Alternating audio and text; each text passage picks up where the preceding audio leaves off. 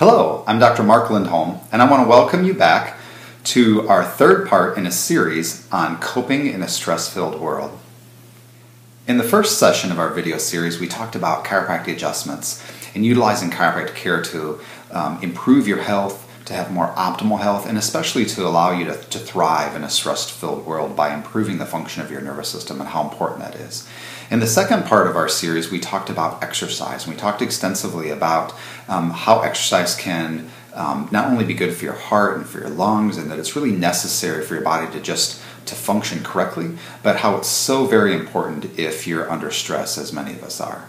Today we're going to focus on nutrition.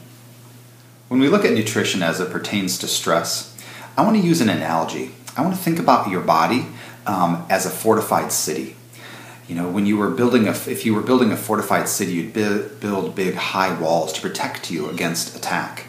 And then inside of your city, if you were ever attacked, you might have to be able to survive a siege, and so you would want to have water and food and those kind of resources so that your city could survive. So I want to think about our body in that way, that it is inevitable that we're going to face stresses throughout our lives. So we can think about nutrition as a way that we can give our body what it needs, not only what it needs to survive and to thrive in the here and now, but to fortify it so that in the event of a stressful situation or a stressful time in our lives, we've got the resources to get through that stress and to hopefully even thrive through that stress. So we want to think about fortifying our body with a diet that's high or rich in brightly colored, low glycemic index vegetables and fruits. Really should be the basis of your diet. But we also need to have adequate protein, and a very important aspect that goes unfulfilled many times is having adequate healthy fats. And so we're going to discuss each of these briefly and talk about why these different categories or different aspects of our nutrition are so important. So one of the reasons to eat more vegetables and more fruits is that we know that brightly colored vegetables and fruits contain polyphenols, or in a subcategory of those are flavonoids. They're phytonutrients, chemicals in these brightly colored foods that really benefit our health, especially from an antioxidant standpoint.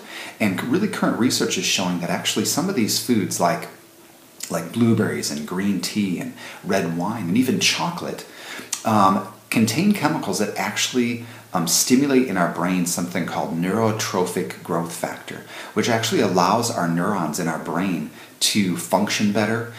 They protect the brain against degenerative diseases like Alzheimer's and stress. So, although I'm going to talk later on about some nutritional supplements, some vitamins that you can take, it's really hard to mimic the combination of chemicals that we still are discovering are beneficial in natural, whole, or organic foods like fruits and vegetables. So you really want to try to get 4 to 5 servings of both vegetables and fruits in your diet every day. And I know this can be challenging, but it's really going to make you feel so much better. Besides the benefits of helping you to cope and fortifying your body for those stressful situations, it also is going to be healthy for you as far as managing your blood sugar levels, giving you energy, boosting your immune system. There's so many benefits to trying to just add more fruits and vegetables. And so many times we think about diet or nutrition as a dirty word, that it's a punishment. And so that's why I like to focus on adding the good things like brightly colored vegetables and fruits, as opposed to thinking about just the things I can't eat. So the next category I want to talk about is beneficial fats and how important they are. In our culture, fat unfortunately has become something that people think of as wanting to avoid if they want to be healthy, but really that's not true at all. Actually, just the opposite is true. If you really want to be healthy, especially from a neurological standpoint, beneficial or healthy fats are so important to thrive and to fortify, like I said, your nervous system and your brain. The white matter of the brain is made up of fats. Same thing with the myelin, or the covering of your nervous system. Even the cell membranes of all of the cells in your entire body are largely made up of fats. And the cell membrane is largely the brain of the cells. And the health of your body is really going to be no better than the sum total health of the cells throughout your body. So as you can see, healthy fats are extremely important. And the first type of healthy fat I want to talk about that's so important are omega-3 fats. They also are one of the more common fats that people tend to be deficient in, and they're essential fats. And nutritionally essential means that you have to get them, you have to eat them, because your body cannot make them. If you don't get them in your diet, you'll develop a deficiency. And in the case of omega-3 fats, it's not only important for your nervous system, but important for so many functions in your body. So the best way to get omega-3s is actually taking a supplement. I recommend a high-quality EPA DHA, which is a chemical name for the form of omega-3 fats that your body actually uses. And the best way to get that is from an animal source, especially fish oil is the most common form. And I would recommend that you should be taking, most patients, about 3 to maybe even 4,000 milligrams of high-quality EPA DHA each and every day in order to fortify your body for not only your mental health, for dealing with stress, but for preventing inflammation. And like I said, so many processes to get these beneficial fats. Now, omega-6 fats are also essential, but in our diet, and especially in our Western diet, the ratio of omega-6 to omega-3 fats is many times very altered. Most experts say that the ratio of omega-6 to omega-3 fat should either be 1-to-1 or maybe 2-to-1. So you should either have the same amount of omega-6 to omega-3s or maybe twice as many omega-6 as omega-3s.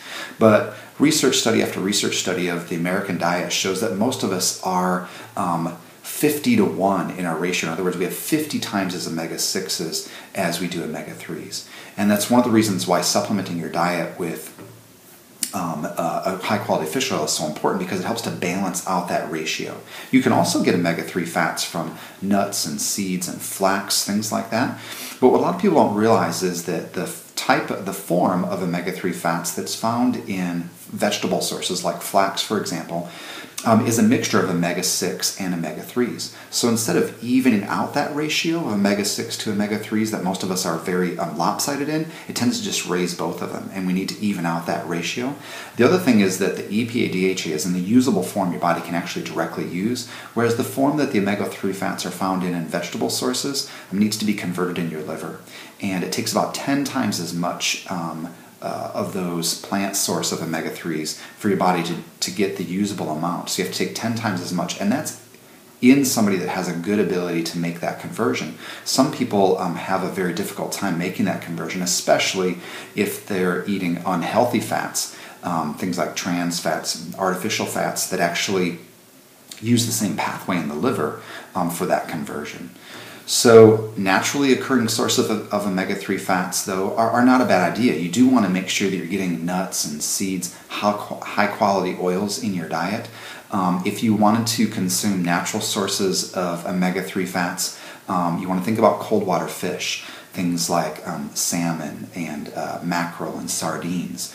Unfortunately, many of the fish, though, now are contaminated with heavy metals and mercury. And so even when you buy omega-3 fats in the form of a refined fish oil, it should be purified to remove those heavy metals. And if you're consuming fish, you want to think about eating fish that are lower on the food chain, small fish, things like sardines or even salmon that only have like a 2 to 3 year life cycle, because they won't accumulate as many of those harmful toxins or those harmful ingredients, heavy metals in their tissue. So you would want to avoid things like large tuna, shark and swordfish, and farm-raised fish like tilapia and even farm-raised salmon that are going to be much more likely to have those impurities in them. Okay, so it's very important you get your omega-3s. It's one of probably, if I only had money to spend on one supplement, I would say for most people, omega-3 fats are the most important supplement to take on a daily basis. And as I said, you want to make sure it's an EPA DHA refined omega-3 fat that's been purified to remove heavy metals, and it needs to be fresh. Fish and fish oil can go rancid, or does go rancid and spoil. So it should be refrigerated for long-term storage in your home, but when you buy it, it needs to be fresh also. You need to make sure that it's not been sitting on the shelf for a long period of time where it's literally already gone bad.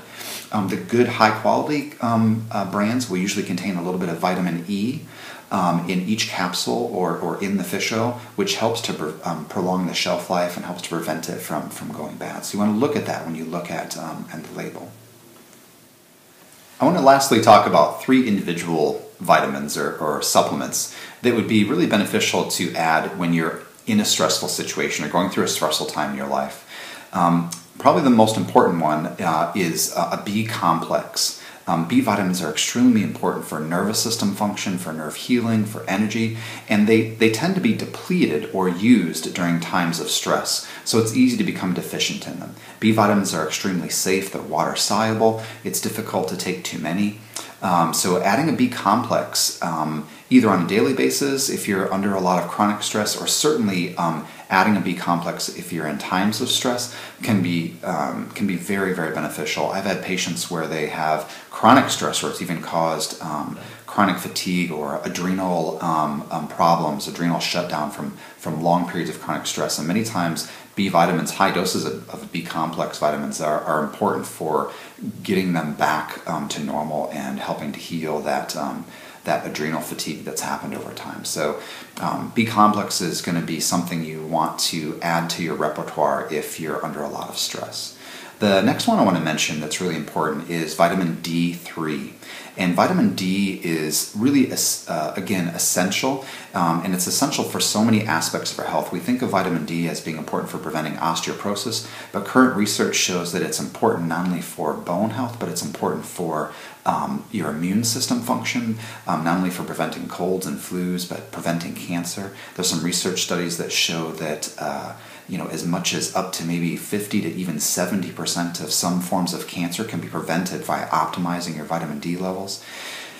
And the perfect way to get vitamin D is actually from exposure to the sun on our skin. But where we live here in northern Indiana, the sun is only intense enough for about 3 months out of the year, really June, July, and August, to really get much vitamin D production. And in those times, you actually have to be out in the sun, and many of us work inside all day long. So it's very, very common. I just read some research today saying that as much as 80% of North Americans are deficient in vitamin D3. And so I mentioned that fish oil was the most important supplement to take. I would say vitamin D3 is probably the next most important supplement to add to your daily repertoire.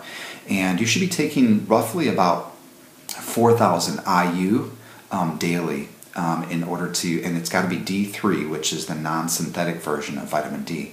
The best way really though to know about your vitamin D levels is next time you have an annual physical, to have your medical doctor or have your doctor that does your blood work actually check your vitamin D levels. And this is something that more and more medical doctors are starting to do because there's so much research showing the importance of vitamin D for your health. The last supplement I want to mention is vitamin C, the good old vitamin C that we think of taking when we have a cold or when we're sick. Well, there are studies that show that people that are under stress and even have anxiety and depression have low serum levels of vitamin C. And so there's some evidence that adding vitamin C, again, can fortify your body for these stressful situations. We know that vitamin C is an antioxidant, helps our body to cope with cellular stress. And so vitamin C, again, is a water-soluble vitamin that has very little downside. It's inexpensive, and it's something that would be well worth adding to your daily routine. I personally take 1,000 milligrams of vitamin C every day as just part of my repertoire to stay healthy. I want to thank you for listening. And again, I'm Dr. Mark Lindholm from Natural Health Family Chiropractic. If you're dealing with stress, or somebody that you know is dealing with stress, please consult a chiropractor or consider visiting our clinic. Our contact information will be at the end of the video, and we'd be happy to hear from you and help you to personally develop some strategies for improving your health and especially coping in a stress-filled world.